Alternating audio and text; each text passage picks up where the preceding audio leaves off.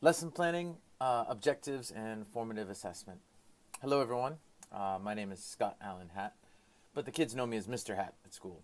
What I'm doing is interviewing a couple of middle school teachers at an international school in Shanghai. My goal is to gather some information and a little insight into how other teachers approach lesson planning. My areas of interest is the lesson planning time, specifically, and the use of formative assessments. I found it extremely time-consuming to create lessons, and half the time I scrap them because of ineffectiveness. I'm also looking into ways that I can give more effective feedback in class through formative assessments. I do this now, but I'd like to be able for all my students to walk out of class knowing where they stand with their understanding of information that they've just been given. So I interviewed two teachers, Miss Morgan from England and Mr. Carmody from the USA.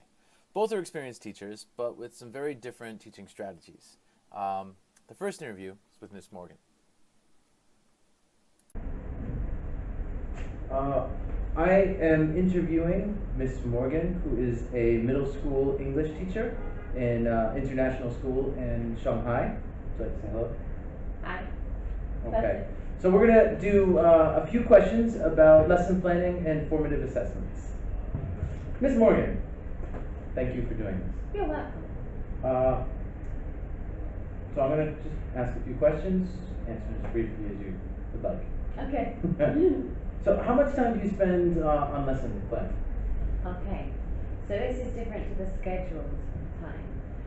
All teachers within their contracts will have scheduled time where they can do lesson planning. But I probably use those periods, which I think looking at that schedule, I guess I have 6 periods free for lesson planning a week.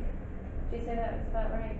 And but it depends on my class. Some of my classes would take 40 minutes to do the lesson plan, but some of them I could do it in 10, depending on my objectives. Per week, I probably do spend, I would say, about 10 hours. 10 hours? Okay. I think I would say. I do stay after school quite a lot. Okay, great. How long does it take you to create a unit and a lesson? Okay, it takes me a long time to create a unit. Would you like me to speak to the camera? Because it would be international curriculum when you are actually choosing your key concepts, related concepts, and putting all those together. Then backward planning for creating a summative task, and backward planning, adding in the formative assessments. Actually, that first initial part takes a long, long time. As you start the unit and you do the reflection parts and you add in extra formative assessments, then that is again less time. So the majority, before I start a unit, I do spend a lot of time on it. And sorry, the second part was how long I spend with one lesson plan? Yeah, we've pretty much covered that one already. Yeah. Okay, good. So what kind of formative assessments do you use? Okay, well, there's formative assessment for me is pretty much anything that scaffolds my main objective. So it's going to be within the class. It could be things such as gap fills or running dictations. That could be a formative task, or it could be outside of the class, the homework that you set. So how long was it before I do it?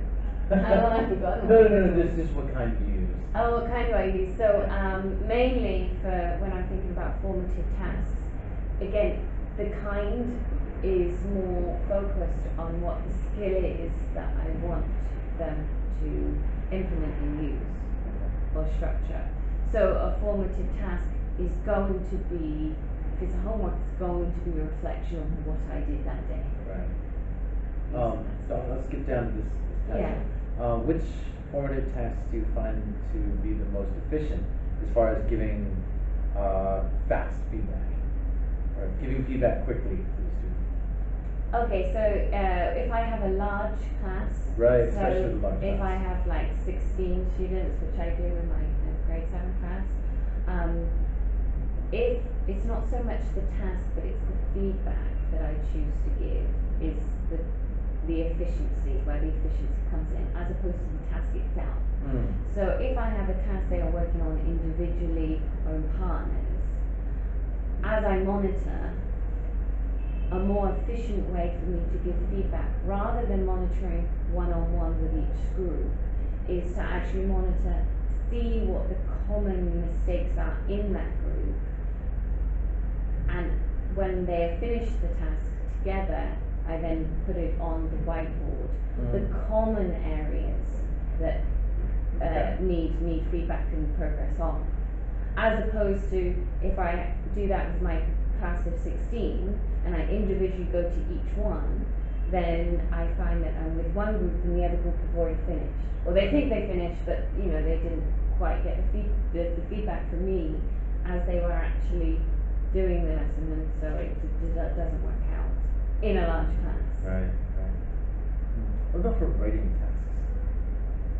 Writing tasks, Efficiently. I'm terrible at being efficient Right, with the right, written yeah, me tasks too. because I end up going crazy with comments. Right. I know. As language teachers. As language teachers. Yes, I know what I should and shouldn't do on paper, but when it actually comes to it, again, pointing out those common mistakes or the repeated mistakes they keep using in the text is much better than what I actually usually do in practice, which is go through meticulously and write large comments and feedbacks on their written work.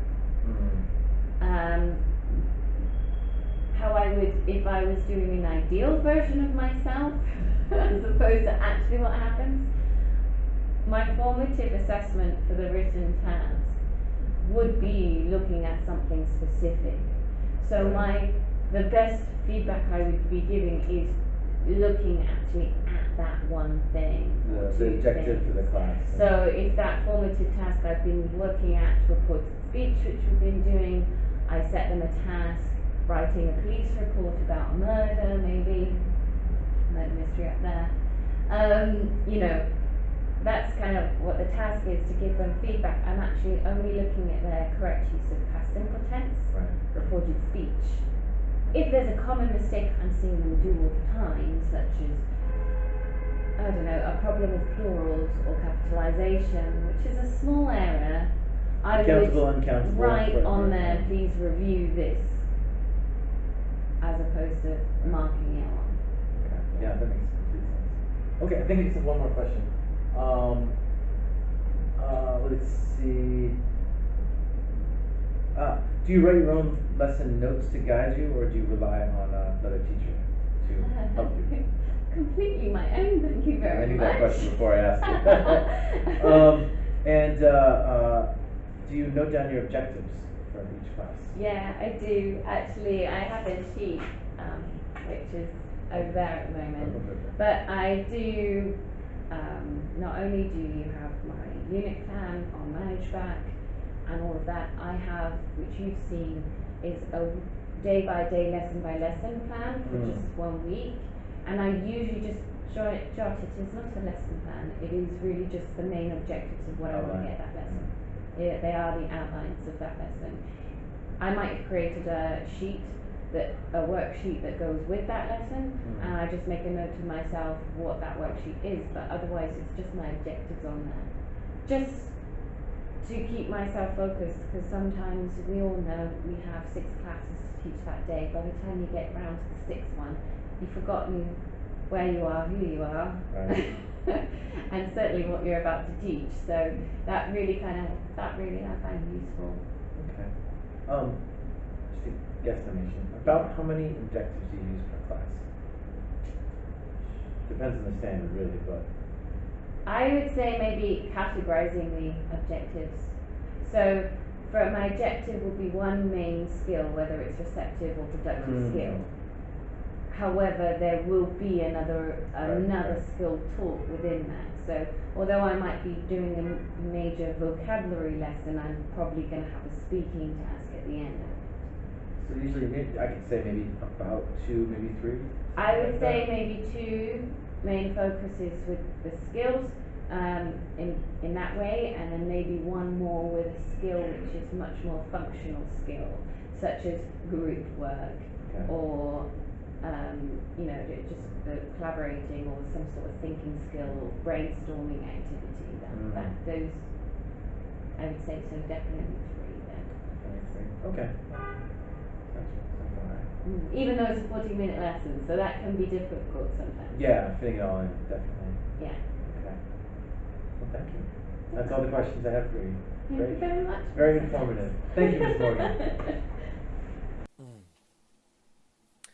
This next video is Mr. Carmody, who was kind enough to lend me his time. Not the most elaborate man on film, but that was all right. He was still informative.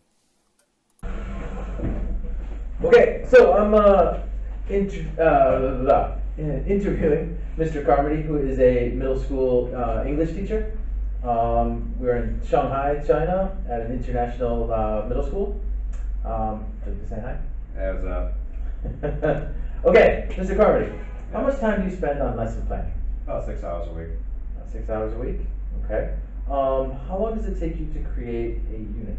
Somewhere in the ballpark of like 2-3 hours. 2 or 3 hours. Okay. Let me see. How many formative assessments do you usually use in a lesson? Per lesson, about 2 or 3. 2 or 3. Yeah. Could you give any examples of a type of? Formative assessment would be more along the lines that I would have them write an essay or a short story, and then I would critique them more on the thought process behind it, rather than like give them like a point system. Like if it's a story, it's like it doesn't really matter if it's like a good. Like I wouldn't say like, oh, this story is like 85% or 20%. I'm just saying like how well can they actually understand the mechanics behind what a story is and is not. Okay. Okay. Let me see. Do you rely on lesson plans that you make yourself, or lesson plans that other teachers I make. make? So I make all my lesson plans. Okay. All right. Let me see. Learning objectives. Learning objectives, for the most part, I try to keep each unit should have its own unique learning objectives because I want to give them a wide variety of learning. Usually how I measure this is I try to have like some sort of product at the end of that like unit.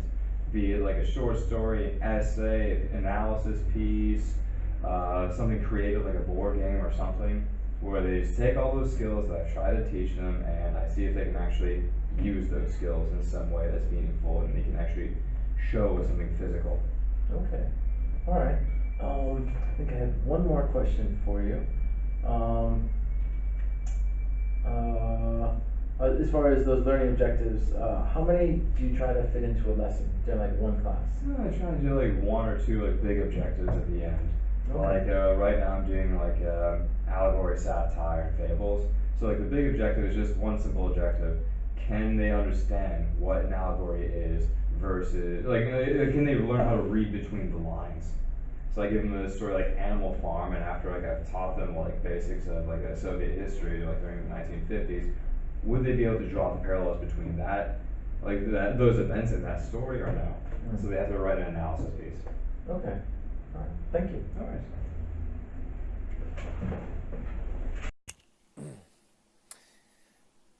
Okay, so I have to thank both Miss Morgan and Mr. Carmody for their time.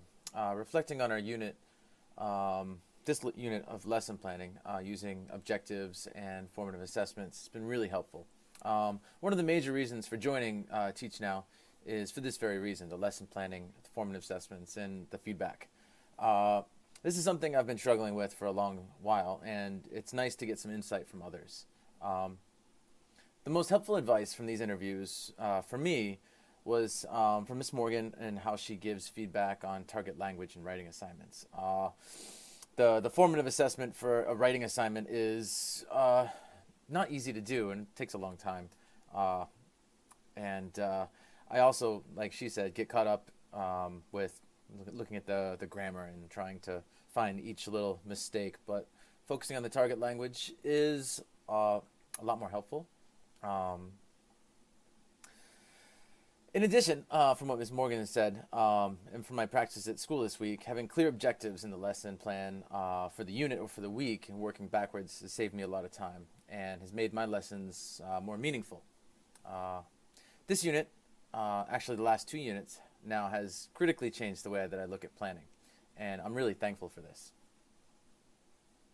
I'd also like to thank Sarah Webster, my instructor, keeping high academic standards in our group as well. It's nice to be a student again, and it reminds me of how students feel sometimes. It's great. So thank you. Bye-bye.